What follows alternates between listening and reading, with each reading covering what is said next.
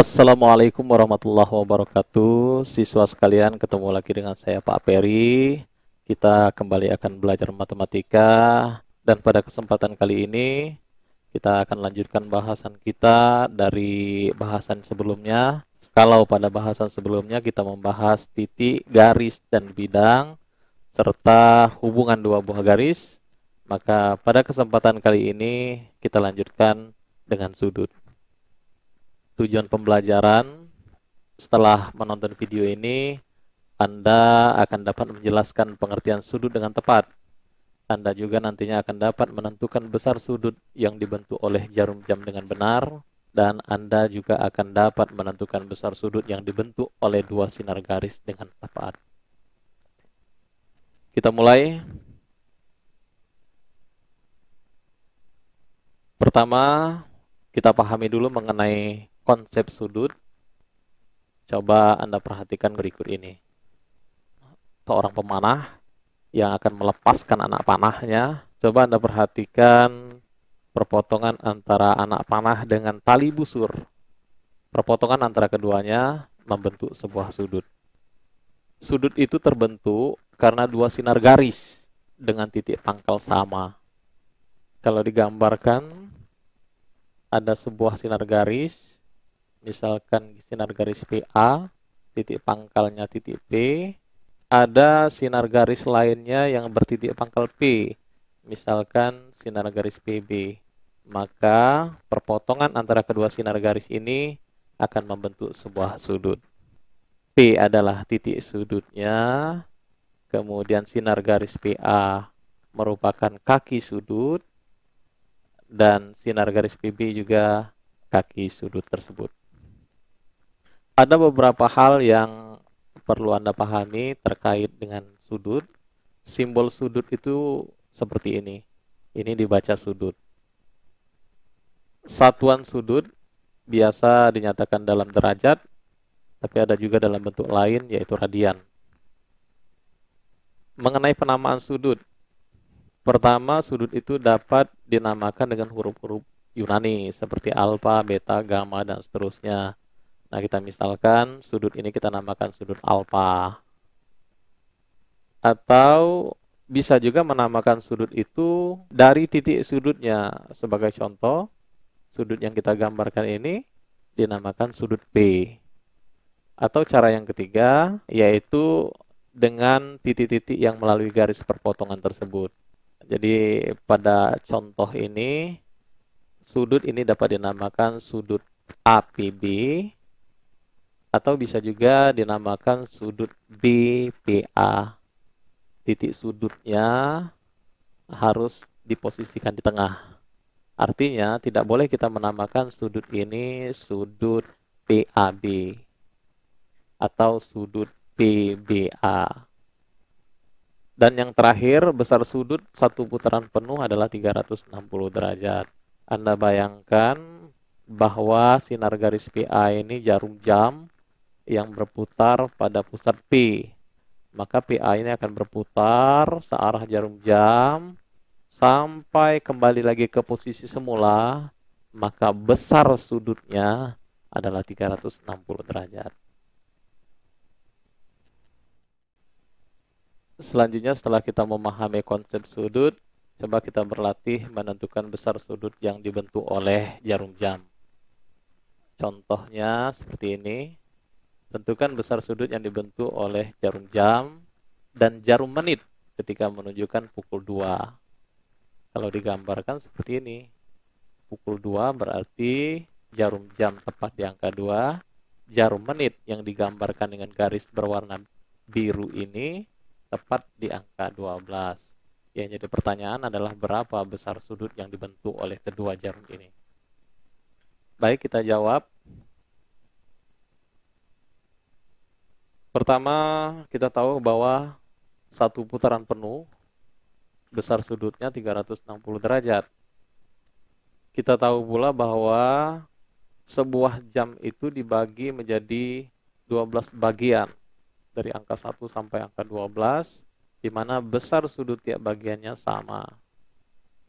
Dengan demikian, besar sudut tiap 1 jam Tentu saja 360 dibagi 12. Atau sama saja dengan 1/12 dikalikan 360 derajat. Inilah besar sudut tiap 1 jam.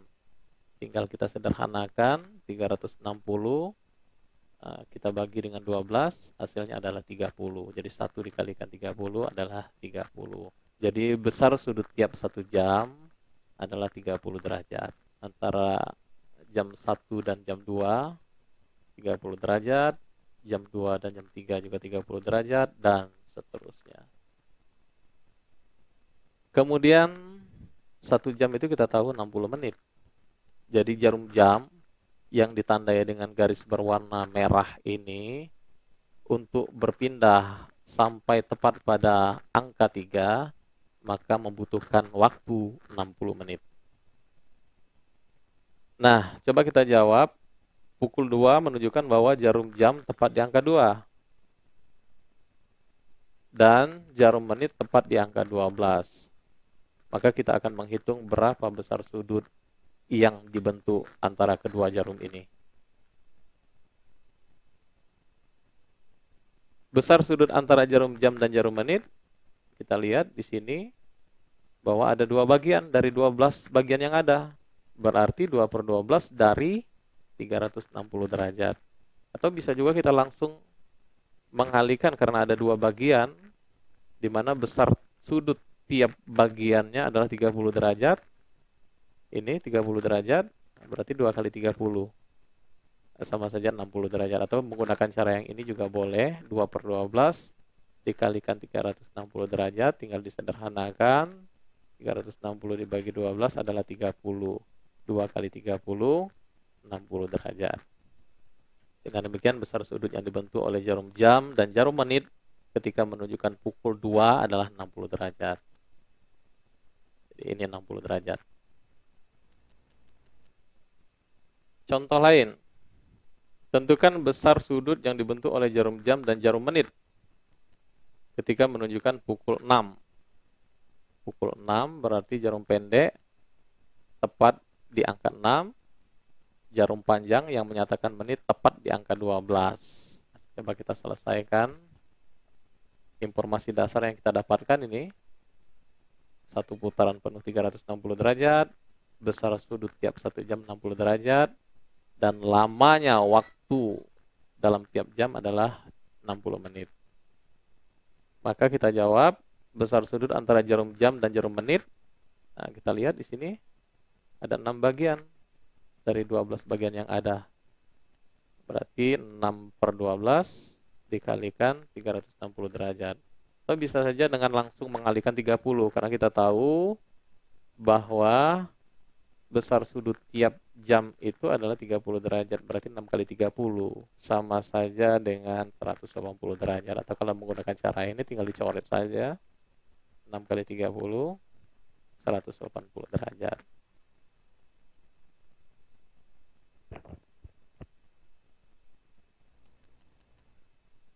Contoh yang ketiga, tentukan besar sudut yang dibentuk oleh jarum jam dan jarum menit ketika menunjukkan pukul 3.25. 3.25 seperti ini.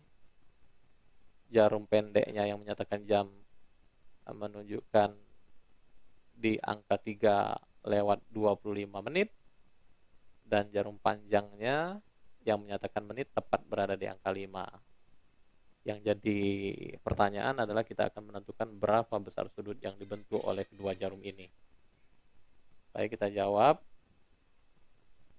Pertama kita akan menentukan besar sudut yang dibentuk oleh jarum jam. Kita tahu bahwa jarum jam menunjukkan pukul 3:25 menit. Kita ketahui juga bahwa untuk tepat sampai pada angka 4 ini dari angka 3 dibutuhkan waktu 60 menit. Berarti jarum jam ini berada pada posisi 3:25/60.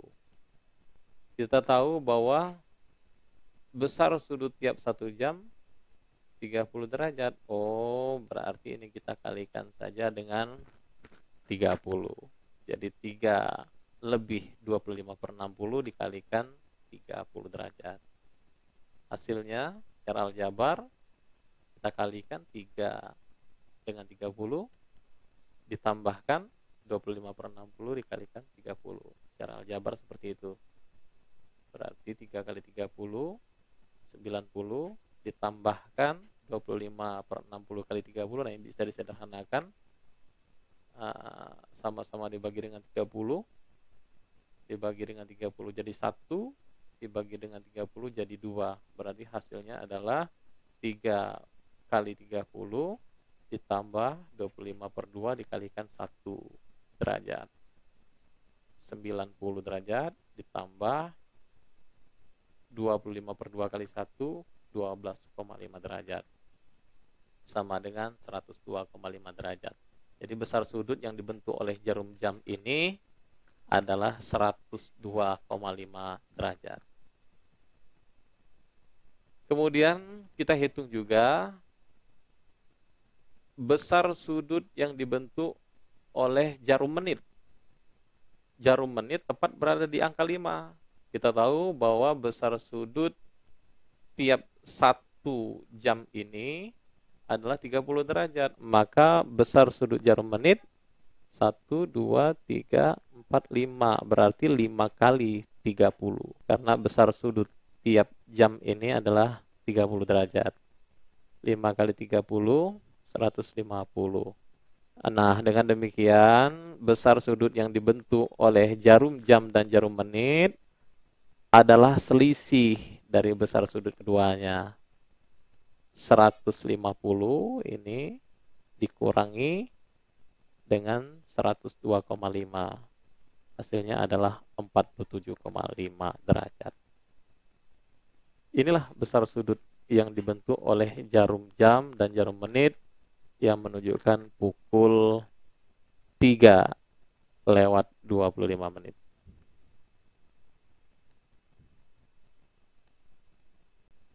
Siswa sekalian, kita lanjutkan lagi.